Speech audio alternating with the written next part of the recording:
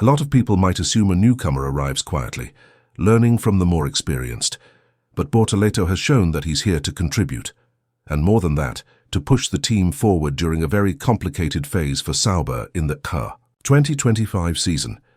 The Brazilian has caught attention not just for his talent on the track, but also for his attitude off it. Today, we're going to look at two big reasons why so many people inside the team are speaking about him with admiration.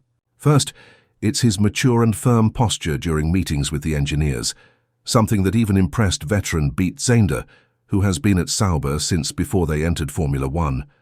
Second, it's a move that surprised everyone, an unexpected visit to the team's factory, initiated by Bortoleto himself, in an effort to better understand what could be done to turn things around.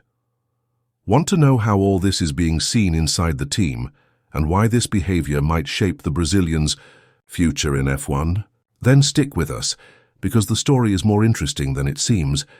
From the beginning of the season, Gabriel Bortoleto has proven that he's not just another rookie on the grid. He's been earning his place with a balanced approach. He respects the team hierarchy, but also makes it clear what he needs to improve his performance. This combination of politeness and firmness has impressed both the engineers and Sauber's top management. As Bortoleto pointed out, even without raising his voice or being overly demanding, Bortoleto manages to be direct and effective with his points. What's interesting is how naturally he does this. Instead of just making requests, he presents arguments, shows data, talks about how the car feels, compares specific sections of the track, and proposes solutions. For a team still trying to find its technical footing this season, this kind of feedback is like gold. The clarity with which he communicates his technical needs is helping engineers understand exactly what's limiting performance. Zender also highlighted the positive influence of Bortoleto's time with Nico Hülkenberg. According to him, Bortoleto is observant, soaking in details and benefiting greatly from his teammates' experience. That's rare for a rookie, to know how to listen, filter out what's useful, and apply it quickly.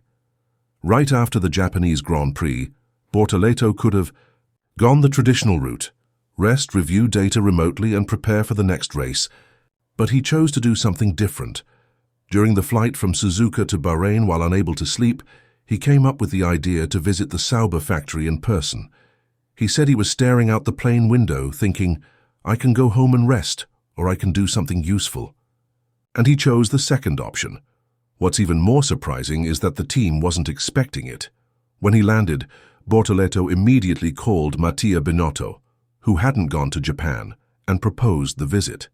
Binotto, surprised, agreed, on the spot. That shows a level of involvement few drivers show right away. And it wasn't just a courtesy stop to say hi.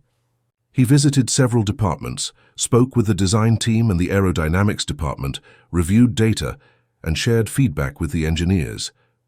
This kind of attitude is hugely valued within a team.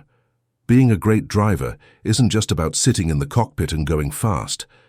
The best drivers in the world have this in common. They get involved, they care, and they collaborate. Bortoleto is showing that he wants to be part of the process, not just the race. One of Sauber's biggest challenges this season has been finding a car setup that works across different tracks and conditions. The current car has a very narrow performance window. Any setup outside the ideal range already compromises pace, and this is where Bortoleto's hands-on involvement is becoming incredibly valuable. During his visit to the factory, he didn't just listen to engineers, he brought key insights based on how the car felt during races. He explained, for example, how the car reacts in medium and high-speed corners, highlighting rear-end instability at certain points. This helped the aerodynamic and suspension teams adjust more precise parameters to tackle the issue. Even with all the sensors and telemetry on an F1 car, nothing replaces the insight of a focused, communicative driver. And the most interesting part? The data collected with Bortoleto's input has already led to more accurate simulation models. This kind of contribution usually only comes from drivers with much more experience in the team. But Sauber, desperate for progress and regular points, is recognizing the value Bortoleto brings. The internal perception is clear. Bortoleto is pushing not just on track but in the car's development. One major factor in his quick adaptation to F1 is his relationship with Nico Hülkenberg. The experienced German isn't just a teammate, he's become a technical and behavioral reference point within Sauber, and Bortoleto saw this value from day one. In debriefings, according to team insiders, Hülkenberg is incredibly detail-oriented. He mentions steering wheel vibrations, grip changes, tire behavior, you name it. Rather than just focusing on himself, Bortoleto pays close attention. He listens, asks questions, compares with his own track experience, and applies what he finds useful.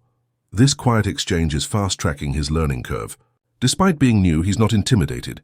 He understands that sharing a garage with someone like Hülkenberg is a rare opportunity for growth, and it's helping create a more collaborative environment within Sauber, which is essential for a team still searching for stability.